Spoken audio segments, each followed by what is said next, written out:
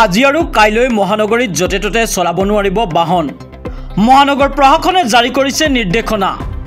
HB route, AT route, DG route, MG route, B Barooah route, GNB ৰুটক লৈ বিশেষ নিৰ্দেশনা।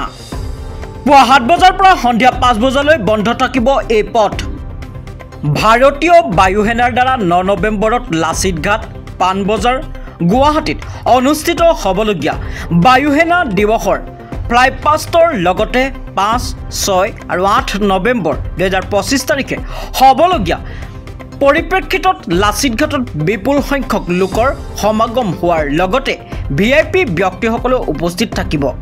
সেয়েহে MG পথ পাণবজাৰৰ ফালে যান বাহনৰ ভিৰ বৃদ্ধি পোৱাৰ সম্ভাৱনা আছে। আজি আৰু কাইলৈ মহানগৰীৰ য'তে ত'তে চলাব নোৱাৰিব বাহন। মহানগৰ প্ৰশাসনে জাৰি কৰিছে নিৰ্দেশনা। বায়ুসেনাৰ 93 সংখ্যক চেলিব্ৰেশ্যন ডেৰ বাবে এই বিশেষ নিৰ্দেশনা জাৰি।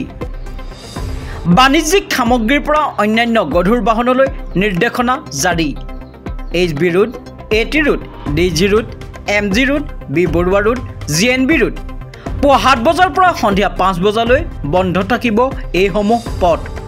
পুৱা 7 বজাৰ পৰা বিয়লি 5 বজালৈ গধুৰ বাহন পাৰ্কিঙৰ ক্ষেত্ৰতো আহি পৰিছে নিষেধাজ্ঞা। মাছখোৱা পইণ্টৰ পৰা মুখ্য ন্যায়াধীশ বাংলো পইণ্টলৈ বন্ধ থাকিব লঘু বাহনৰ চলাচল। জালুকবাৰীৰ পৰা অহা গধুৰ বাহন প্ৰৱেশ কৰিব নোৱাৰিব মহানগৰীত। বায়ুসেনাৰ 5 থকা বাহনৰ বাহিৰে অন্য বাহনৰ চলাচলত নিষেধাজ্ঞা প্ৰশাসনৰ। খানাপাৰা ভৰলুমুখ অভিমুখী বাছ GS ৰুট আৰু AT ৰুটেৰে যাব পাৰিব। আঠগাঁও উৰণ সেতুৰ যাব লাগিব বাছসমূহ।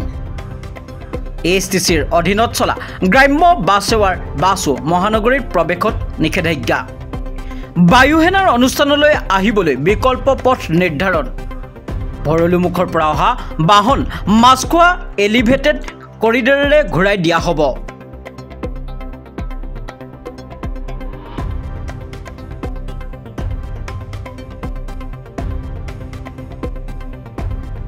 News Report, News Assam.